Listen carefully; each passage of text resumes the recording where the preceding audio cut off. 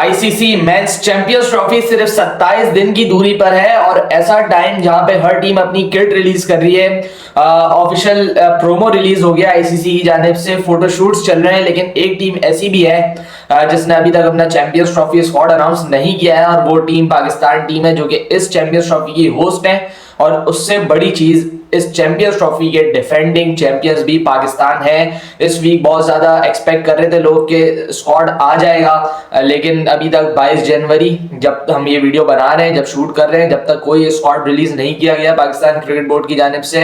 और ये एक बहुत बड़ा मुद्दा बना हुआ है बात करने को, तो हम लोग भी आज इसी पे ही बात करेंगे और एक अपना स्क्वाड जो कि हम समझते हैं कि पाकिस्तान के लिए बेस्ट होगा अकॉर्डिंग टू कंडीशंस, वो आपके सामने रखेंगे। और अगर आपको कोई चीज उसमें से लगे कि हम लोग गलती कर रहे हैं तो आप वो भी हमें सलाह दे सकते हैं, अपना स्क्वाड भी नीचे कमेंट सेक्शन में डाल सकते हैं। तो सबसे पहले बात कर लेते हैं पाकिस्तानी टीम के ओपनर्स की, जिसमें बहुत ज्यादा अभी सिचुएशन तंग चल रही है, बहुत ज्यादा ऑप्शंस है पाकिस्तान के बाद। और सबसे बड़ी बात यह है कि साइम अयूब का क्या बनेगा, क्या वो फिट है इस टूर्नामेंट के लिए या वो अपनी जगह नहीं बना पाएंगे। तो मैं ये समझता हूं कि साइम अगर फिट हो भी जाए, although that is very much difficult, अभी एक वीक और है, फिर उसके बाद साइम अपना रिहैब शुरू करेगा।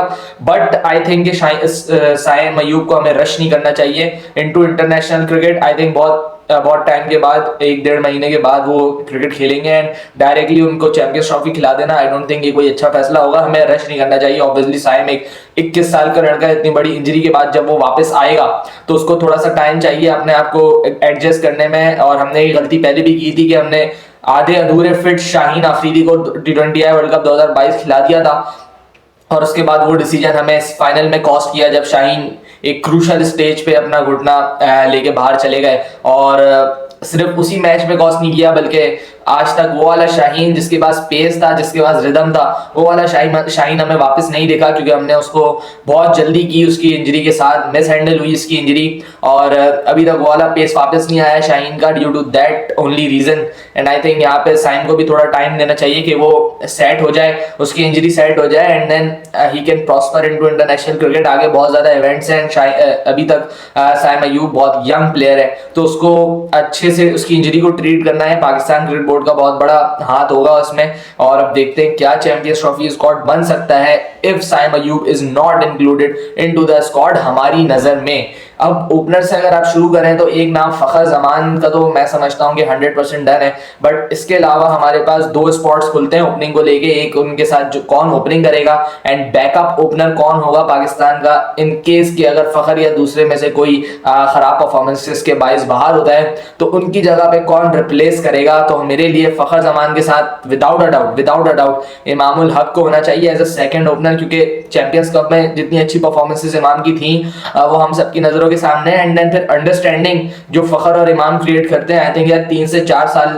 तक इमाम और फखर ने एक साथ ओपनिंग की है और कई बड़ी पार्टनरशिप में अपना हाथ दिया है और मेरे ख्याल से यहाँ पे इमाम को ही होना चाहिए as a second opener. And then backup के लिए आप फिर देखते हैं कि आपको एक यंग ऑप्शन की तरफ जाना है या फिर आप एक एक्सपीरियंस प्लेयर की तरफ जाते हैं, आप किस नजरिए से सोचते हैं वो बहुत ज्यादा इंपॉर्टेंट है।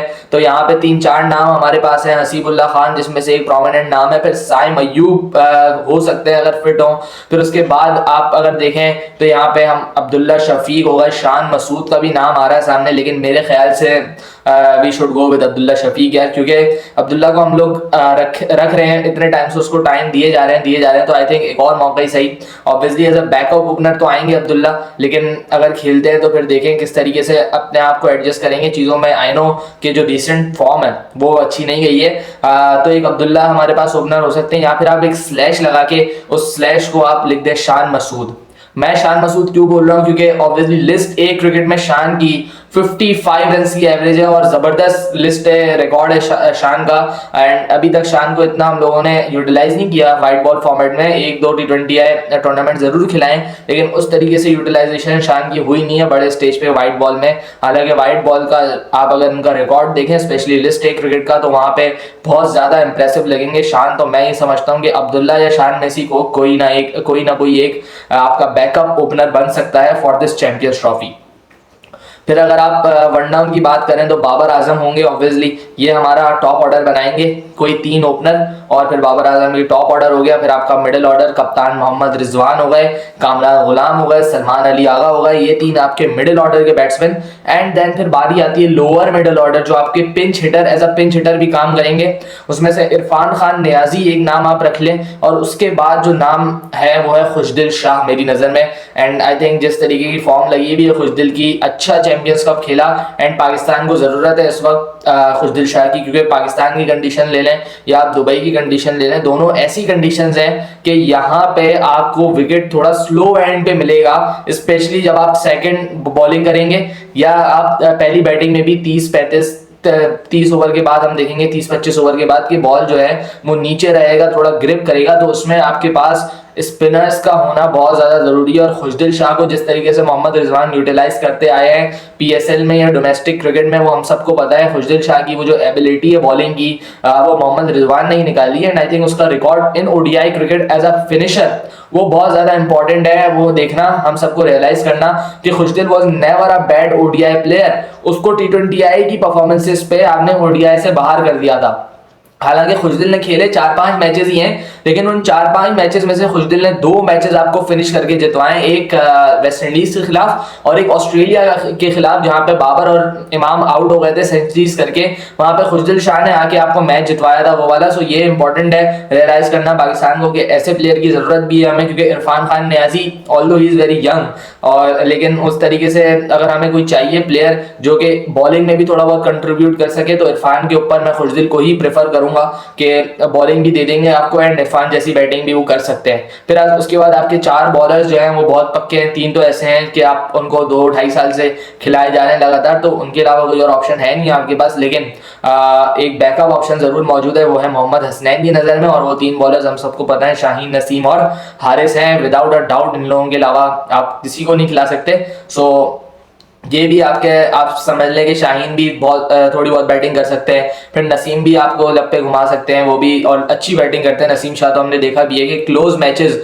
नसीम ने बहुत ज़्यादा जितवाए भी हैं पाकिस्तान को। फिर हारिस और Hasnain to go with the pace, जो कि बहुत ज़्यादा नीडेड होगा मोहम्मद हसनैन और हारिस का, और कोई भी अगर इधर उधर बॉलिंग करता है तो हसनैन एक ऐसा ऑप्शन ज़रूर आपके पास मौजूद होगा कि आप उसको फॉरन टीम में इंडक्ट कर सकते हो, and he can be a very vital option going into the champions trophy. फिर उसके बाद हमारे पास 2 स्पिनर्स की जगह बचती है, एंड वो 2 स्पिनर्स मेरी नज़र में अबरार अहमद और सुफियान मुकीम होंगे। तो ये हमारा 15 मैन स्क्वाड मुकम्मल कर देगा, जिसमें हम लोगों ने स्पिन ऑलराउंडर्स की सूरत में सलमान अली आगा और खुशदिल शाह को रखा, फिर अपने 4 फास्ट बॉलर्स मेन मुकम्मल किए, 2 स्पिनर मुकम्मल किए।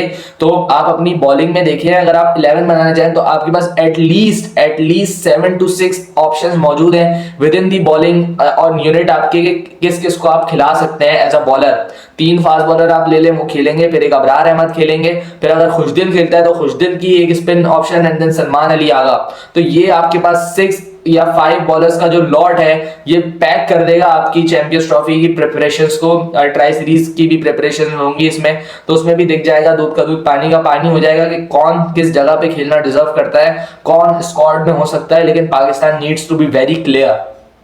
मेरे ख्याल से चैंपियंस ट्रॉफी का जो स्क्वाड होगा वही स्क्वाड आपका ट्राई सीरीज में खेलना चाहिए पाकिस्तान को। उसके बाद कोई चेंजेस नहीं करनी चाहिए, क्योंकि जो प्लेयर्स आपने सेलेक्ट कर लिए हैं उनको फिर कॉन्फिडेंस आए थोड़ा बहुत, एंड वो जाके अपने आप को एक्सप्रेस कर सकें। ये हमने बात कर ली बॉलिंग की। फिर बैटिंग में आप देखें तो आपका बिल्कुल पैक्ड एक मिडिल ऑर्डर है जो कि अच्छा करता आ रहा है लास्ट 3 से 4 महीनों से। ऑस्ट्रेलिया में तो खैर बैटिंग को इतना मौका मिला ही नहीं, साउथ अफ्रीका में बहुत अच्छा किया, एंड देन जिम्बाब्वे में भी 2-3 प्लेयर्स ऐसे थे जिन्होंने बहुत अच्छी इनिंग्स खेली, जिसमें से आप देख लें कि इरफान खान नियाजी ने हमें 2-3 मैचेस में अच्छा फिनिश करके दिया।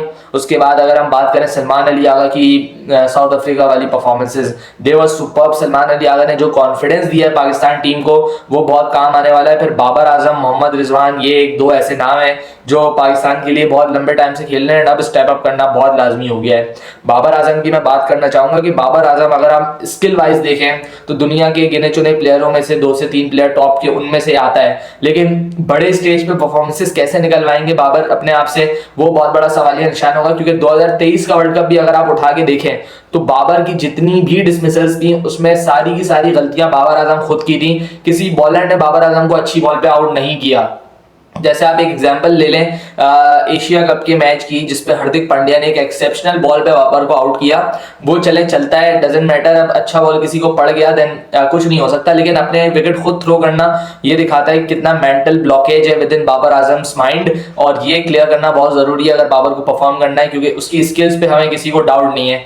बट उसका आउट होना उस तरीके से कि वो शॉर्ट मिड विकेट पे स्पिनर को पुल मारते हुए आउट हो या down the leg side flick करते हुए आउट हो, तो वो बहुत ज्यादा हर्ट करता है, क्योंकि एक टीम अपने मेन प्लेयर से बहुत ज्यादा एक्सपेक्ट करती है। एंड हम भी बाबर आजम से होते हैं एक्सपेक्ट करते हैं कि वो जाएं और अपनी टीम को मैचेस जितवाएं, एटलीस्ट मैच ना जितवाएं तो अपने 70-80 करेंगे तो पाकिस्तान कहीं जाके स्ट्रॉन्ग पोजीशन पे फिनिश करेगा with the bat in hand, and then bowlers की जिम्मेदारी होगी। सो ये था हमारा 15 मैन स्क्वाड। अब जो है आप भी अपना स्क्वाड लिख सकते हैं, जो हमारे स्क्वाड में आपको खामियां लगती हैं वो भी पूरी कर सकते हैं। जब तक के लिए अपना बहुत सारा ख्याल रखिएगा, नजरें रहेंगी पाकिस्तान की स्क्वाड पे, पाकिस्तान कब अनाउंस करता है वो भी देखेंगे, फिर उसके बाद उस स्क्वाड की डिस्कशन करेंगे। थैंक यू वेरी मच, अल्लाह हाफिज़।